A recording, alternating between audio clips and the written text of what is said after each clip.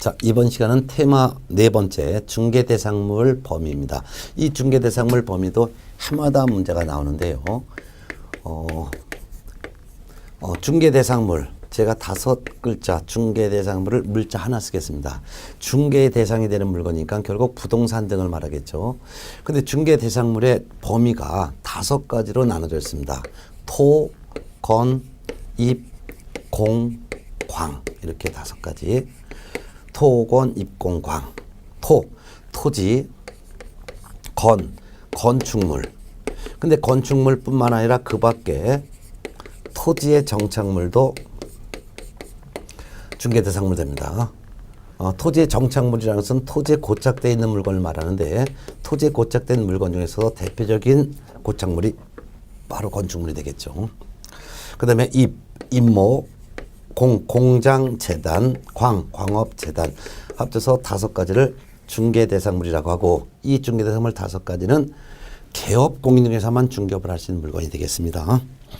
자, 그래서 중개대상물의 범위 봤고요. 그럼 2번 중개대상물의 내용을 봅니다. 그러면 토지부터 보겠는데요. 토지는 땅입니다. 토지 종류는 대지, 농지, 임야 등 여러 가지 토지가 있는데 공유수면 매립지도 역시 중개대상물 됩니다. 공유수면 매립지란 국가의 소유에 속하는 바다 하천을 개인이 국가로부터 인가받아서 사유토지로 메꾼 지역을 공유수면 매립지라고 하고 사유지이기 때문에 중개대상물 됩니다. 그 다음에 도로 예정지인 사유토지도 역시 중개대상물 됩니다. 그렇지만 아주 중요한 게 있어요. 대토권. 대토권은 중개대상물이 될 수가 없는데요. 그 이유가 대토권은 주택이 철거될 경우 일정한 요건 하에 택지 개발 지구 내에 살고 있는 사람들의 이주자 택지를 공급받을 수 있는 지위에 불과하고 특정한 토지에 해당되는 것도 아니에요. 어떤 토지를 대신 받을지는 정해져 있지 않냐하므로 특정한 토지나 건물 그 밖에 정착물에 해당한다고 볼 수 없기 때문에 중개대상물을 볼 수 없다라는 거. 그래서 이 토지 대신 다른 토지를 대신 받는데 그 토지를 어떤 토지를 대신 받을지는 특정되어 있지 아니하므로 대토권은 중개대상물에 해당하지 않는다. 그래서 토지 중에서 대토권은 중개대상물이 아니라는 거 꼭 시험에 나오니까 알아두셔요. 그 다음에 두 번째 이렇게 보고 이제 토지의 거래가 나옵니다. 동그라미 2번. 토지의 거래는 매매거래, 교환거래, 저당권 거래 등이 있는데 토지에 대한 매매, 교환, 저당권 거래는 필지 단위로 거래됩니다. 따라서 1필지 1부의 토지는 매매나 교환이나 저당권 할 수 없습니다. 그렇지만 다만 1필지 1부라 하더라도 지상권, 지역권, 전세권, 임차권 같이 용익 거래는 할 수 있습니다. 따라서 빌려주는 거래는 1필지 토지 일부도 가능하므로 1필지 토지 일부도 중개대상물이 될 수 있다는 거 알아두셔야 됩니다. 두 번째 이제 건축물 그 밖의 토지 정착물인데 이 조사 그 밖에라는 조사가 문장과 문장 중간에 있으면 앞에 있는 문장은 뒤에 있는 문장의 대표적인 예죠. 그래서 토지에 정착되어 있는 물건의 대표적인 예가 바로 건축물입니다. 예. 건축물부터 보겠습니다. 이 건축물 여기서 항상 시험 문제 나오니까 꼭 알아두셔야 합니다. 여기서 대토권 중개대상물 아니라는 거 알아두시고. 자, 건축물은 민법상 건축물로 한정됩니다. 민법상 건축물이라는 것은 재산적 가치가 있는 건축물을 말합니다. 따라서 이번 건축물의 종류로서 중개대상물이 되는 건축물은 건축이 되어 있는 건축물이라면 중개대상물 됩니다. 따라서 등기된 건물이건 또는 미등기된 건물이건 심지어는 무허가 건물도 재산적 가치가 있으므로 중개대상물 됩니다. 또한 장래 건축물 중에서도 중개대상물이 될 수 있습니다. 즉 분양권과 입주권도 중개대상물이 될 수가 있습니다. 그 다음에 이제 디귿번 건축물의 거래는 동 단위로 거래됩니다. 즉 한 채, 두 채. 근데 법에서는 채 이렇게 표현하지 않고 동이라고 표현합니다. 그렇지만 다만 1동 건물의 일부라 하더라도 아파트 한 동 건물의 1호라 하더라도 구조상, 이용상, 독립성이 있으면 매매, 교환, 임대차 다 가능하고 심지어는 1동 건물의 1실이라 하더라도 즉 방 한 칸이라 하더라도 임대차 거래가 가능하므로 중개대상물이 될 수 있습니다. 판례가 아주 중요합니다. 중개 관련 판례 중에서 이 판례는 무지무지하게 중요하니까 별표를 3개 놓으세요. 분양권 특정된 동호수에 대한 피분양자로 선정되거나 분양계약이 체결된 후에 분양권은 동호수가 정해져 있고 어떤 물건인지 알 수 있으므로 장래 건물로서 중개대상물이 된다라는 거. 또한 입주권 중에서도 특정 동호수에 대한 피분양자가 선정되거나 분양계약이 체결되지는 않았다 하더라도 대상 아파트 전체 건축이 완료됨으로써 분양 대상이 될 세대들이 객관적으로 존재하여 분양 목적물로 현실적인 제공 또한 가능한 상태에 이르렀다면 분양 대상물이 상당히 구체화되었다 할 것이어서 이에 대한 거래를 중개하는 것은 건축물의 중개에 해당한다고 볼 수 있고, 이와 같은 입주권은 중개 대상물 됩니다. 그럼 입주권 중에서도 아직 분양계약이 체결되진 않았지만, 그렇지만 대상 아파트 조합 아파트가 다 건축이 완료되면 재산적 가치가 있죠. 그러니까 분양계약만 체결하면 바로 입주할 수 있는 이와 같이 건축이 완료된 입주권도 중개 대상물 됩니다. 그런데 입주권 중에서 세 번째가 주의하셔야 합니다. 세 번째, 분양 예정자로 선정될 수 있는 지위를 가리키는 데 불과한 입주권은 중개 대상물이 될 수 없습니다. 즉, 특정한 아파트에 입주할 수 있는 권리가 아니라 아파트에 대한 추첨길에 신청을 하여 당첨이 된다면 분양 예정자로 선정될 수 있는 지위를 가리키는 데 불과한 입주권은 이건 순수한 물딱지에 불과합니다. 이건 중개 대상물이 될 수가 없습니다. 그러면 입주권 중에서는 둘로 구분해서 알아두시기 바랍니다. 분양계약이 체결되지 않았다 하더라도 대상 아파트 전체에 대한 건축이 완료된 입주권, 이거는 중개 대상물 된다. 그렇지만 아파트는 대상 건물 아파트에 대한 건축이 완료된 것도 아니고 동호수가 지정되어 분양계약이 이루어진 것도 아니고 단지 추첨에 참가하여 당첨이 된다면 분양 예정자로 선정될 수 있는 지위를 가리키는 데 불과한 입주권은 중개 대상물이 될 수 없다는 거. 네 번째, 권리금 중개 대상물 될 수 없습니다. 근데 시험에서는 권리금이라 나오지 않고 풀어서 나옵니다. 권리금이란 영업용 건물의 영업시설, 비품 등 유형물의 재산적 가치.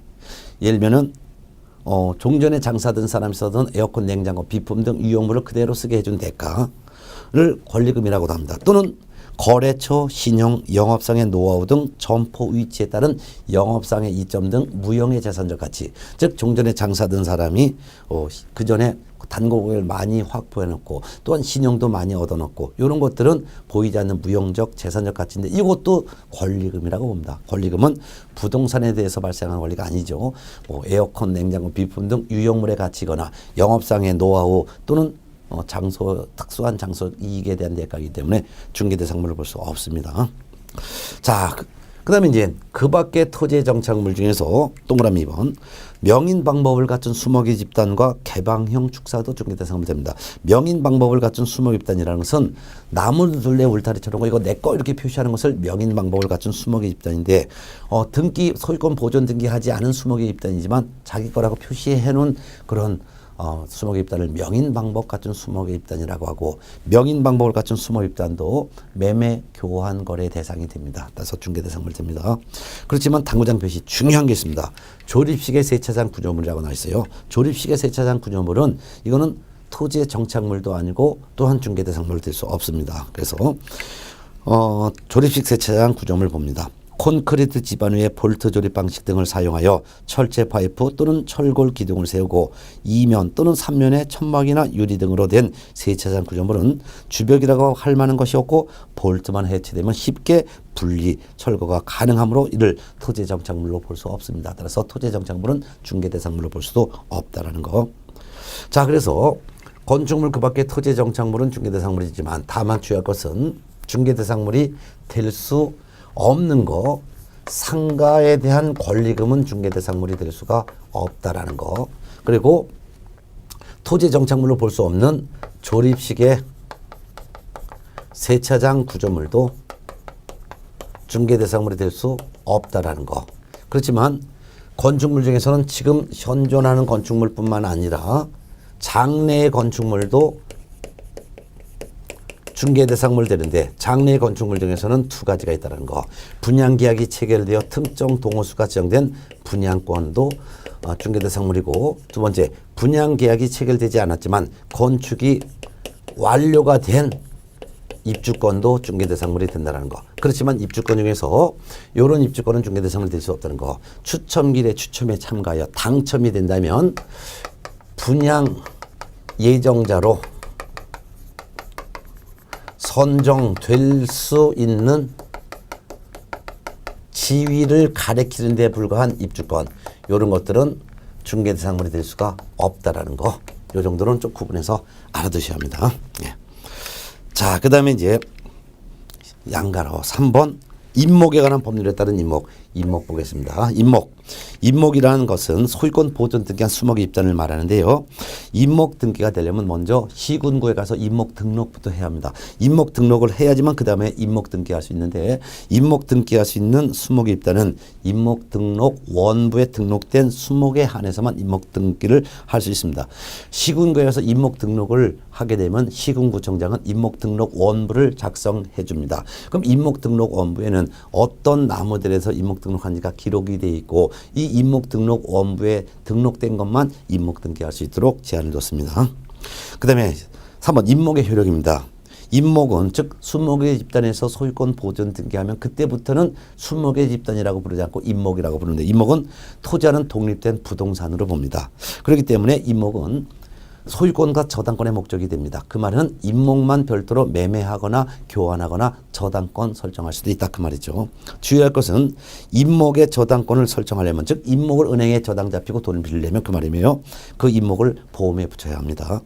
또한 임목에 설정된 저당권의 효력은 설령 그 임목이 벌채가 되더라도 벌치된 수목에 대해서도 저당권의 효력은 그대로 미칩니다. 벌채됐다 하더라도 저당 잡힌 저당물이기 때문이죠. 또한 디귿번 토지 소유자가 임목 등기를 했다면 토지 소유자는 토지 소유권도 있고 임목 소유권 두 가지의 소유권을 갖게 됩니다. 따라서 토지 소유자는 토지와 분리하여 임목만을 처분할 수도 있고 토지와 임목을 함께 처분할 수도 있습니다. 자, 그런데 만일 주의할 거 보세요.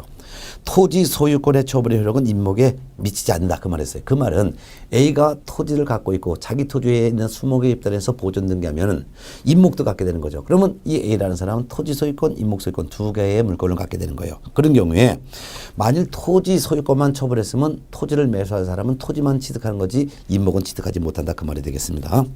따라서 토지 또는 임목 중에서 토지와 임목 중에 하나만을 처분함으로써 토지 소유자와 임목 소유자가 서로 다르게 됐을 때는 토지 소유자는 그 임목 소유자에게 내 땅 사용해도 된다라고 인정한 것으로 봅니다. 이를 토지 소유자는 임목 소유자에 대해서 지상권을 설정한 것으로 본다라는 뜻입니다.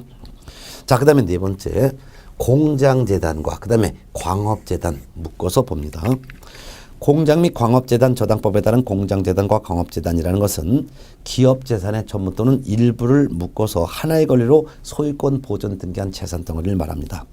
따라서 공장재단과 광업재단은 여러 개의 물건을 묶어서 하나의 권리로 등기한 재산 덩어리지만 전체가 하나의 부동산으로 취급됩니다. 그렇기 때문에 재단 전체로만 거래해야지 재단에서 분리한 물건을 별도로 거래할 수는 없습니다. 네. 따라서 공장재단 안에 있는 공업소유권만은 별도로 떼서 중개대상으로 될 수 없고, 어떤 광업재단도 광업권, 광산토지, 임야 건물을 한꺼번에 묶어서 등기했기 때문에 광업권만 별도로 빼가지고 분리해서 중개대상물로 할 수는 없다는 것도 알아두셔야 합니다.